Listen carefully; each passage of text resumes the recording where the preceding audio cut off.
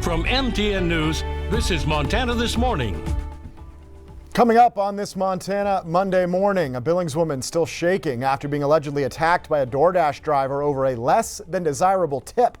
Plus, the latest on a fiery crash inside a Wyoming tunnel that has now claimed another life.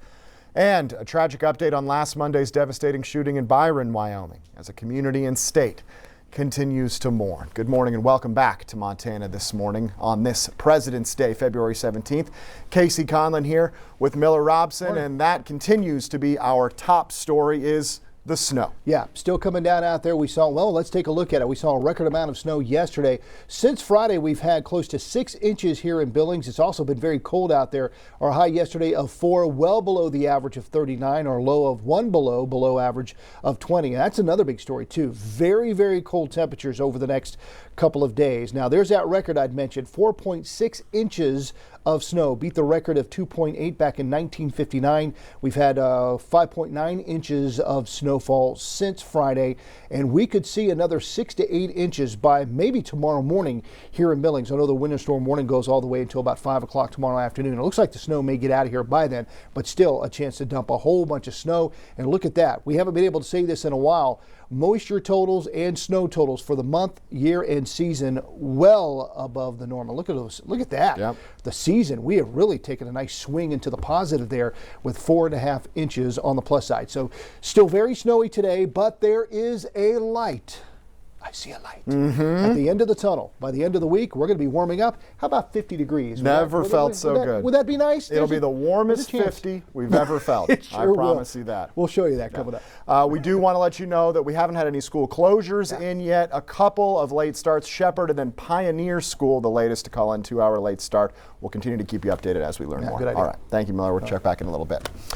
Nationally, at least 10 people are dead this morning after a series of weekend storms wreaked havoc across the South. Heavy rain, flooding, and tornadoes hit multiple states, leading to thousands of travel headaches for people across the country. CBS's Jared Hill has the latest. This morning, ongoing concern after torrential weekend rain led to intense flooding across the South. It's all in the roads in front of our house. From West Virginia, where this car was seen coasting through floodwaters, to Tennessee and Kentucky. Swollen waterways created dangerous conditions for thousands on the roads, prompting this warning from the state's governor. Give time for the water to go down. So many of these fatalities were due to attempts to drive through water and through moving waters. At least 9 people were killed in Kentucky. Among the dead, a woman and her 7-year-old child. Further south in Hale County, Alabama, the National Weather Service confirmed an EF1 tornado touched down. Mobile homes destroyed, but no lives lost. But in Atlanta, Georgia, one person was killed when a tree fell through their home early Sunday morning. In the Midwest, winter weather caused headaches on the road. In Chicago, a woman had to be taken to the hospital after her car plunged into an icy Lake Michigan. An amazing story of survival in Colorado, where a driver survived an avalanche. A few people were kind enough to come down and throw me a rope. Back east, communities hit by wind and rain are bracing for another weather issue. Bitter cold. Jared Hill, CBS News. A Billings woman is recovering this morning after being allegedly attacked by a DoorDash driver over a less than desirable tip. It all happened Thursday night. The woman spent several hours in the hospital. MTN's Matt Carmack has learned the alleged suspect has been suspended as an investigation continues. It was here in the Billings Heights where a DoorDash driver shoved himself into a woman's apartment after a confrontation. Police are still investigating the cause. Star Mason knew February 13th would be a day she'd never forget, the day that her first grandchild would be born. My first grandbaby, okay? Like, this is a big deal for me. Due to the recentness of the event, Star asked to not be filmed for the interview. But what she didn't initially realize is that she'll also remember it for the nightmare that unfolded. My entire bag has been, it don't look like it's been ripped. It looks like it's been cut. Like, cut with scissors. Before we tell you more about that tampered food delivery, here's how it all began. Star ordered dinner from a Billings restaurant and then placed a second order for a side of soup. That meant 2 DoorDash delivery drivers were assigned to deliver the food. The first took an entire hour to deliver the order, eventually arriving with the bag that Star says had been tampered with. I can't tell you if he said, I opened it to check, or if he said, I didn't open it. Around this time, the second Dasher arrived with a side of soup, along with Star's original order that was fresh. It's when Star went to tip both drivers that she says a confrontation broke out, and the first delivery driver turned violent. He stopped me from shutting the door. He hit with so much force. The only thing that makes sense to me, how he got me down as hard as he did, was that his hand was in on the other side, and he pushed with both hands. Star says the driver stood over her screaming, quote, "You got what you deserved," quote, before fleeing the scene. She says she's been battling health issues and didn't have the strength to fight back. I just didn't have it in me to fight. And I tried.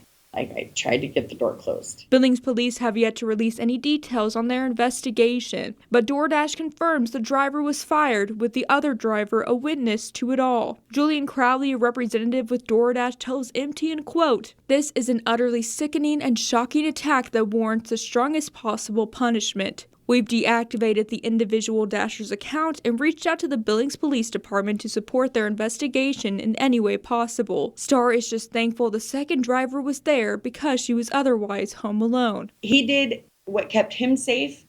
He did what he could do. Then he picks up all the food off of me, all the food off the floor. He puts it on my table. He's apologizing profusely, asking me if I'm okay. In the Billings Heights, Matt Carmack, MTN News.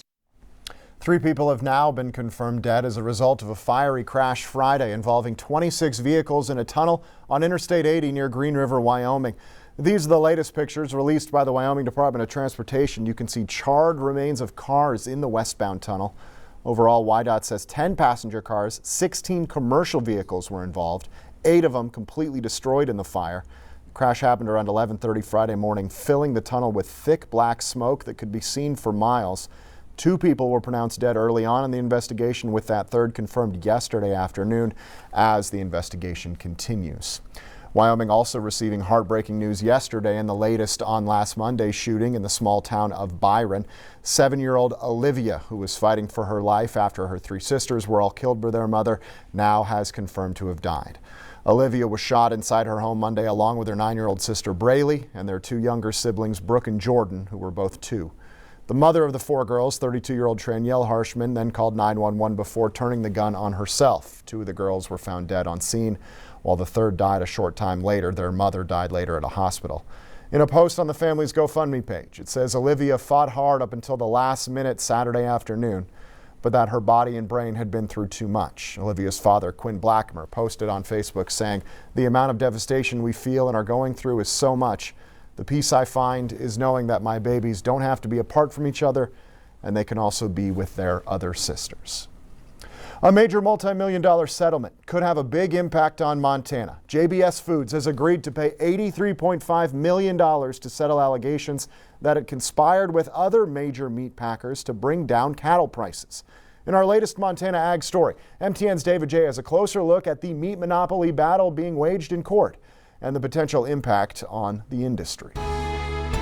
It's an issue that has concerned ranchers for years, competition in the beef industry. A settlement with one of the big 4 meat packers could potentially change the market.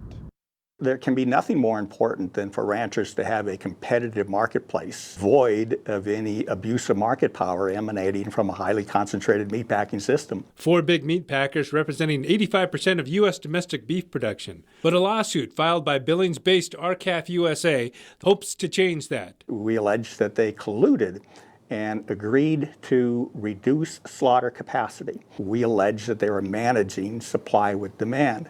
The lawsuit filed in 2019 takes aim at JBS, Tyson, Cargill, and National Beef, and alleges the Big 4, as they are known, conspired to fix cattle and retail beef prices from 2015 to 2019. As part of the settlement, JBS has agreed to pay $83.5 million. I would like to have seen more. I think there were more damages than that. Walter Schweitzer is a geyser rancher and is president of the Montana Farmers Union, which with its national organization worked with the 4 plaintiffs who helped file the class action lawsuit. If we can have a fair market, the consumer will pay less for their beef and pork. A spokesperson tells MTN, JBS maintains the claims asserted in the litigation are frivolous and without merit. By entering this agreement, JBS admits no wrongdoing for the claims alleged.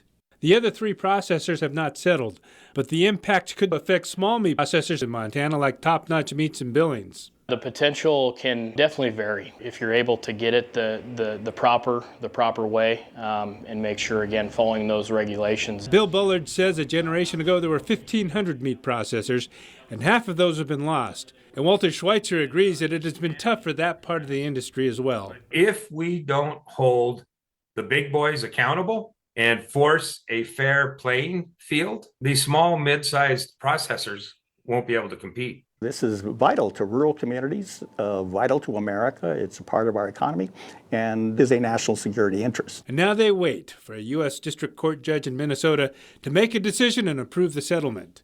In Billings, David J., MTN News. A former Billings man is now a Montana state champion, just a year and a half after picking up his sport. It's not your average sport. We're talking pinball.